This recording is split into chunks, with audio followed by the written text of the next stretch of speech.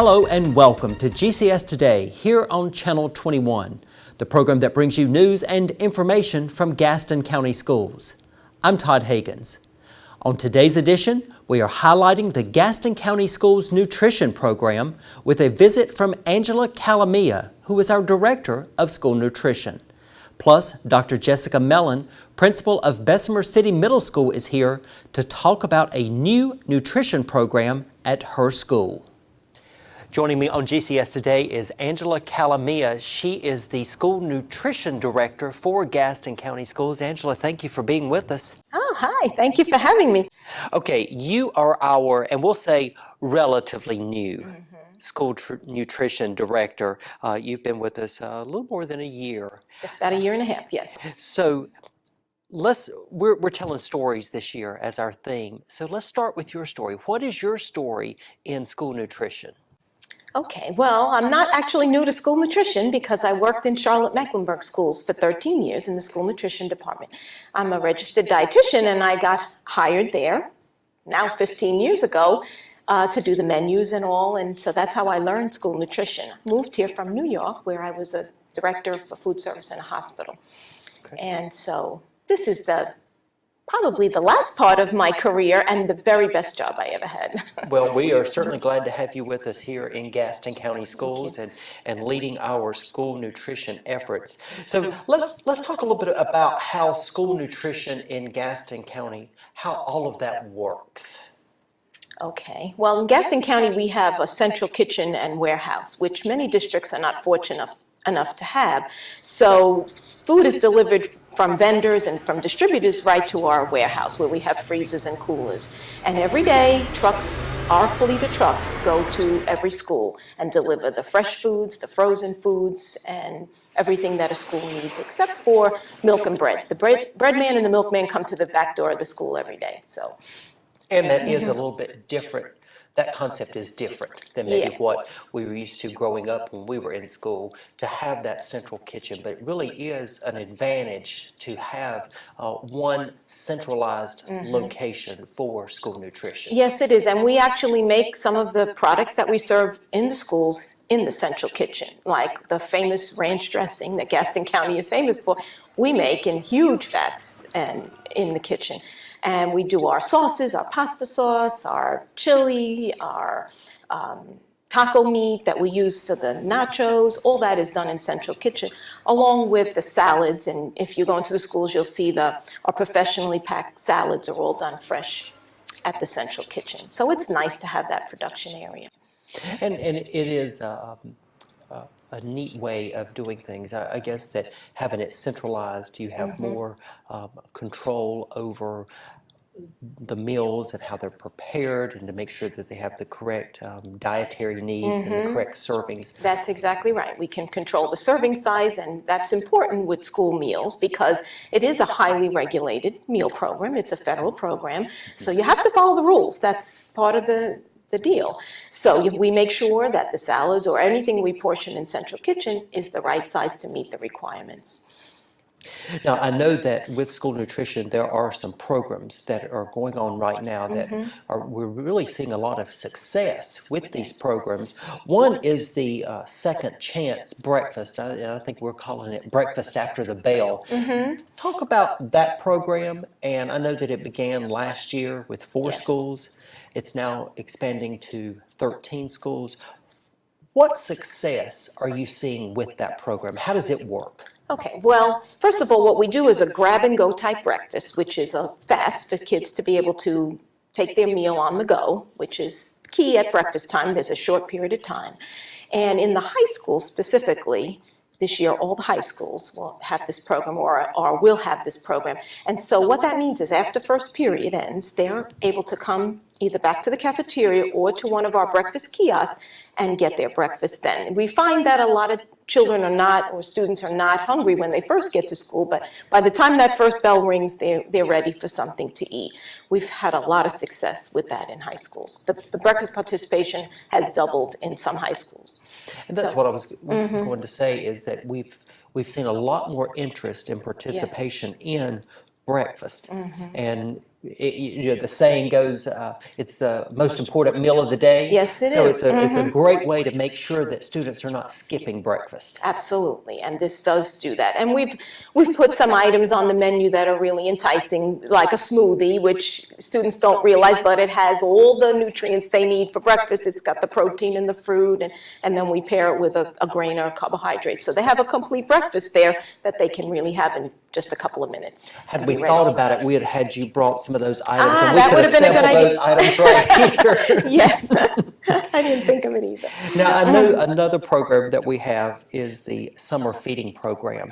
People may think that when school ends in June, that you are out of school for the summer, and that may be the case for the students not being in the building, but our nutrition program continues throughout the summer, and this year we reached more than 90 locations across Gaston County for summer. That's correct, yes. Actually, summer feeding starts the next Monday after school ends, so we really don't have much turnaround time to get on board with with the summer feeding program. And we do some school sites are open where students get a hot meal if they come to that area, and then we do some what we call a bag lunch or a cold meal for campsites off-site.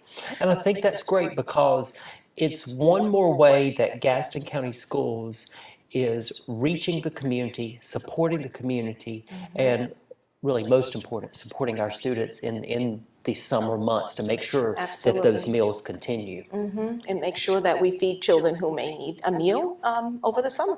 And I really think in your position and with your department and your team, that's what it's all about, is providing healthy, nutritious meals to students. Yes, that's right. Okay, and I think a couple of our schools have introduced dinner programs. Yes, it's a supper program we have right now in 2 schools, and next year we hope to expand to other schools that will qualify. And it's not a huge supper, it's a light supper, but it is a 5-component meal that we provide if there's a program at a school into the evening, until about 5 or 6 o'clock. And I just think it's important for the community to realize that we are providing, in some cases, 2 meals, most cases 2 meals, and in some cases 3 meals a day for students. I think that's important for the community to understand and realize.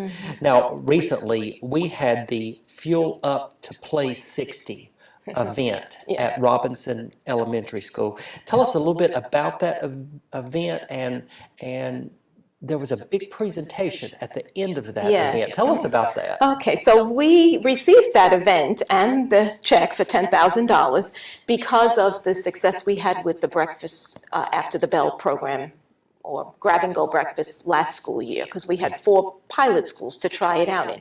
And we did so well with it that we were entered into the contest for this grant, and we won. So we were able to have that event at a school of our choosing, and Robinson was the choice. And the Panthers players came, and the kids did not know they were going to have this wonderful event, so they had a great time. And that check that we received is to be used for purchasing more equipment to continue the program and expand it. Now, I know that the players from the Carolina Panthers, and I know the cheerleaders were very important, but I will tell you who stole the show. The superintendent. Well, yes, the superintendent made his way down the, I guess, I don't know what they were calling it. It was like a runway down the middle of the gymnasium there. But they were fascinated by Sir Purr.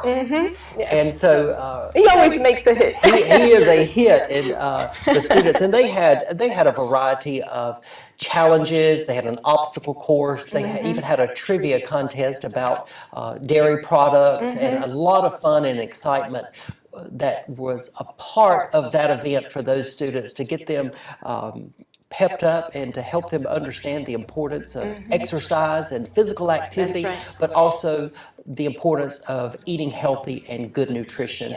And on top of that, having the Carolina Panthers players there, Sir Purr there, and our superintendent involved with that event as well. So it really was a lot of fun. It was a good event, and the $10,000 that came with that event through the Dairy Alliance and the partnership with the Carolina Panthers really will help our breakfast after the bell program, support that program, and make it hopefully make it available to more schools.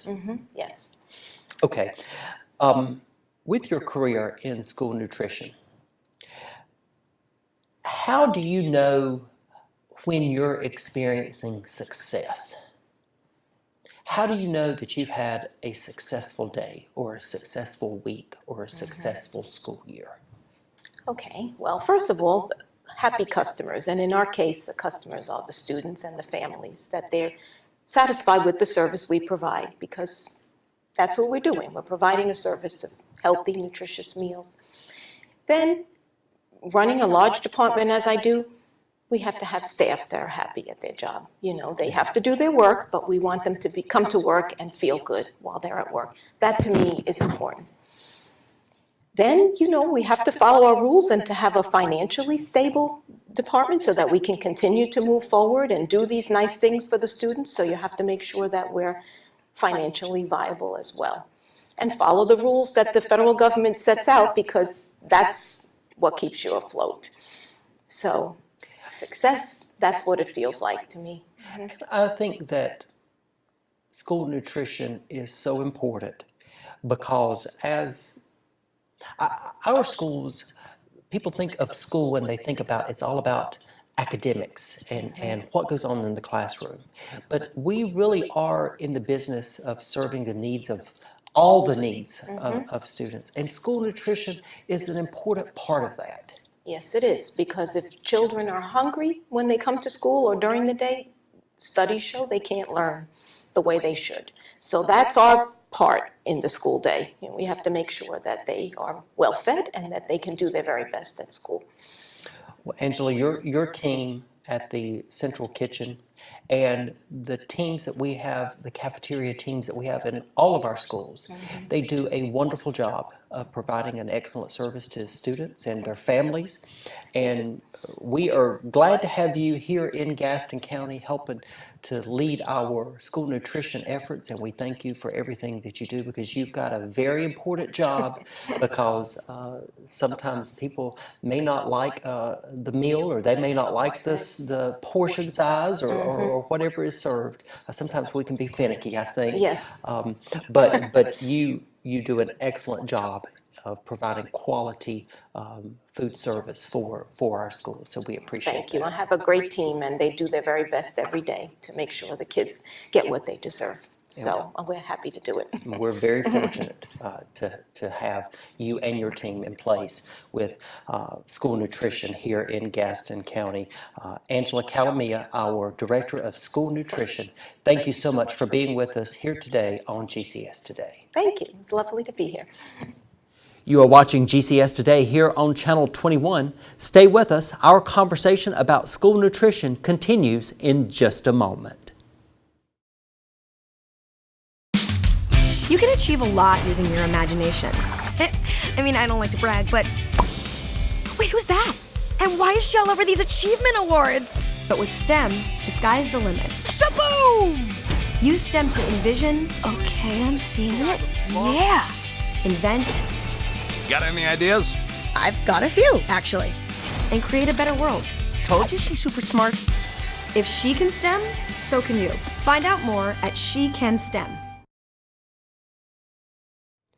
Joining me on GCS Today is Dr. Jessica Mellon. She is the principal at Bessemer City Middle School. And Dr. Mellon, thank you for being with us as we continue our conversation about school nutrition.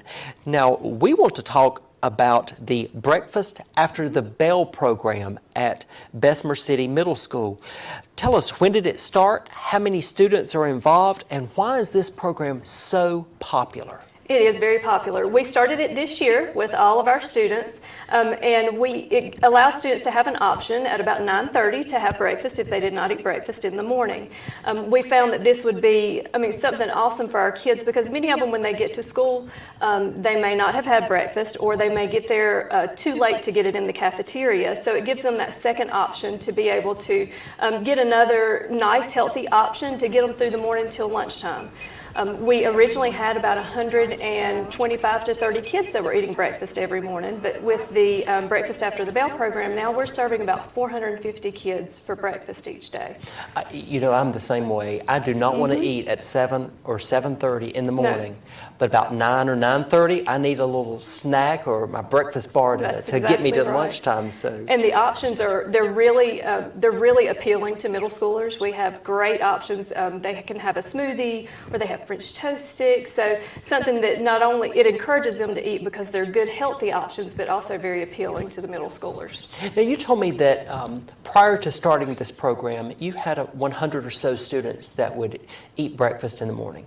Now you're up to close to 400. It really is making a difference, and I bet as principal, you're glad to see so many students involved with the program. Absolutely. It makes me feel so good, and the teachers love it too, because it gives those, even just walking to the kiosk, because we've got this nice kiosk that they serve breakfast from, even walking there gives them a nice little break, gets them energized again. They get that blood sugar up with another snack later on in the morning. And some of them eat breakfast at home and they eat second chance breakfast. So, and especially with those students who may come from homes that are not food stable, that gives them another option so that they're getting those calories that they need to have a successful day.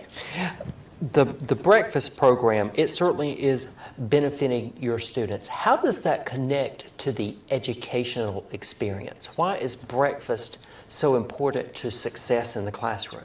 Well, unless you put fuel in the tank, it's not going to run. So they need those calories. And in some of my research that I've done, it's especially important for adolescents to have very structured opportunities to eat and to drink, because where they are in brain development, their body may not give them those clues that they're hungry or that they're thirsty. So they could be in a calorie or a nutritional deficit and be unaware of it. So by us pushing something like this in and giving that very structured option for them during the day, it helps them to have what they need for their brain to function properly, because when they're hungry, they lose focus, they get irritable.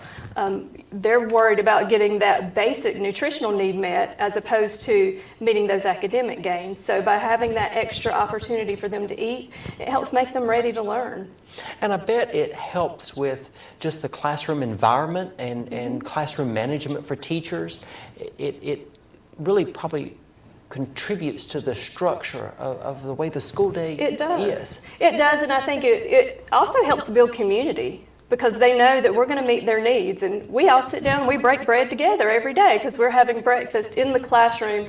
And teachers even make that a part of what they're doing in the class. We're doing our independent reading, now it's time for our breakfast. So we're going to need our breakfast while we have this opportunity to read or while we're in groups. So it helps build the community as well. Now, you mentioned your research about the correlation between hunger and student achievement.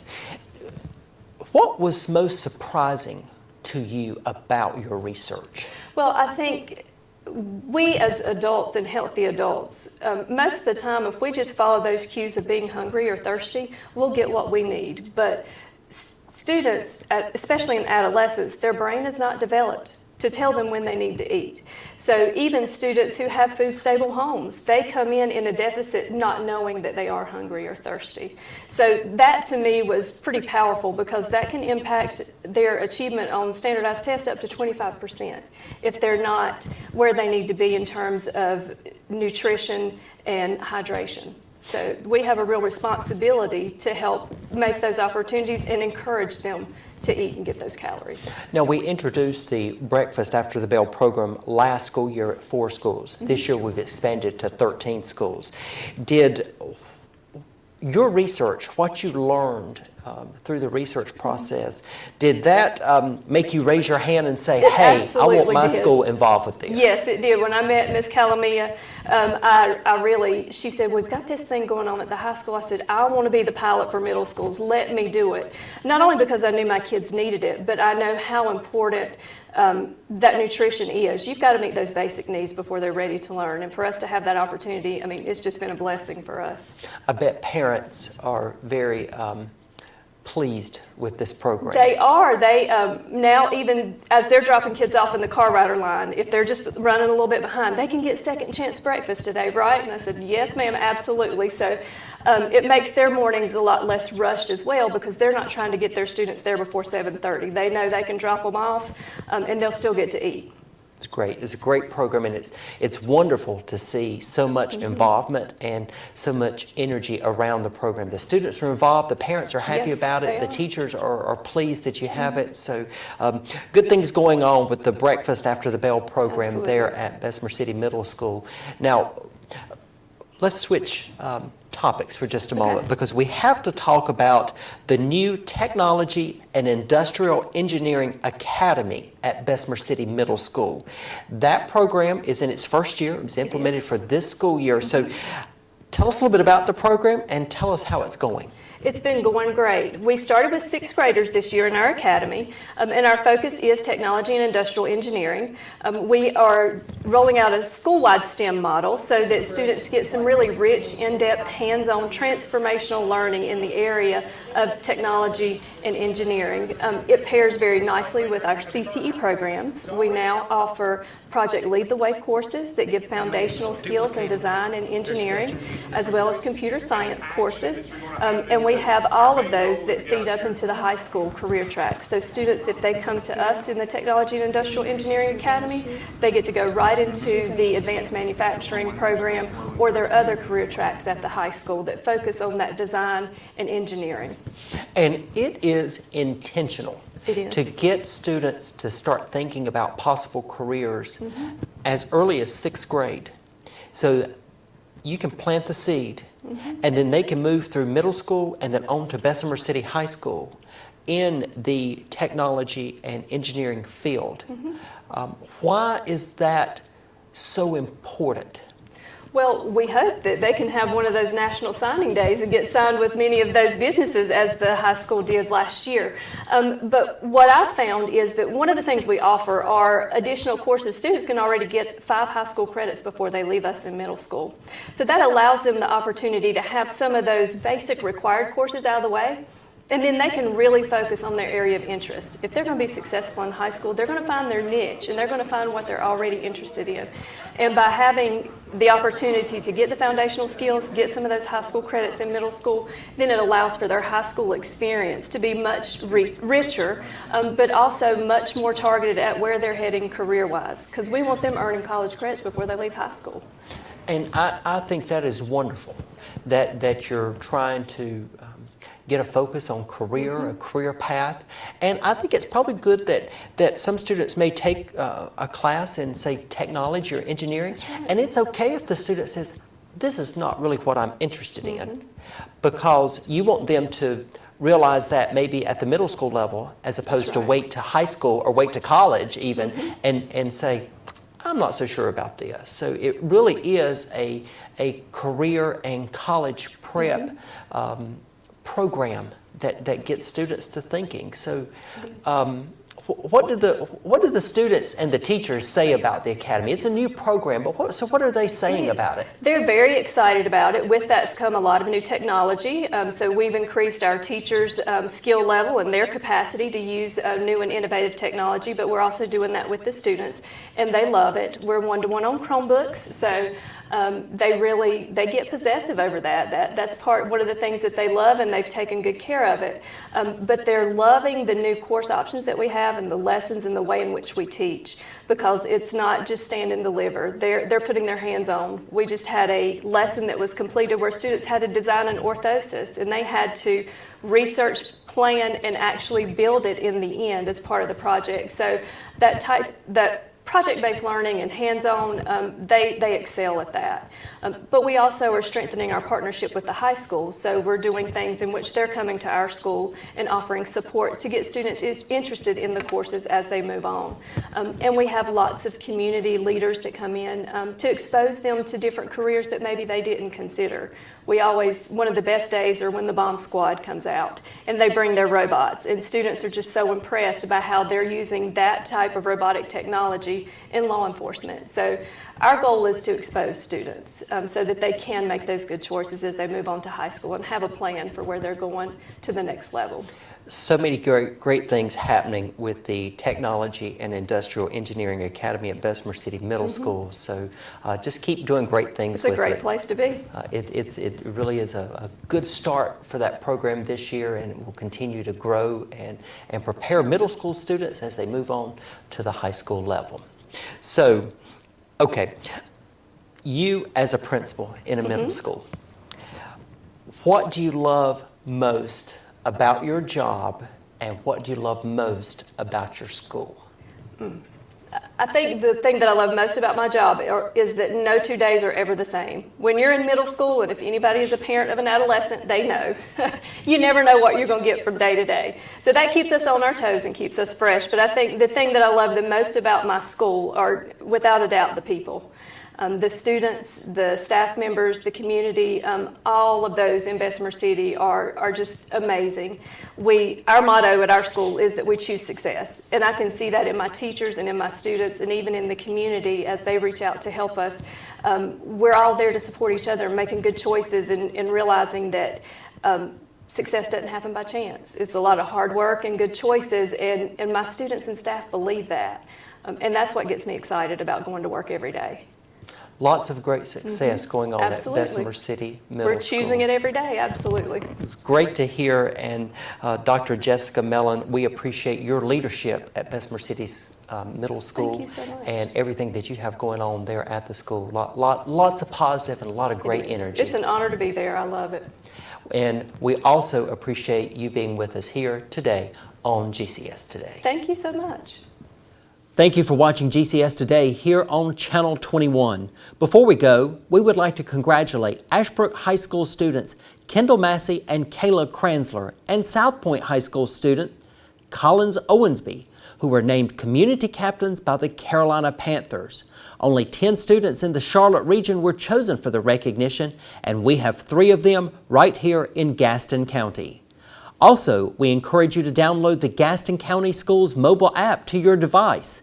It's free in the Apple and Google online stores, and it's your one-stop source for news and information about our schools. And be sure to like us on Facebook, follow us on Twitter, and watch us on YouTube and right here on Channel 21. I'm Todd Hagans for GCS Today. We look forward to seeing you next time.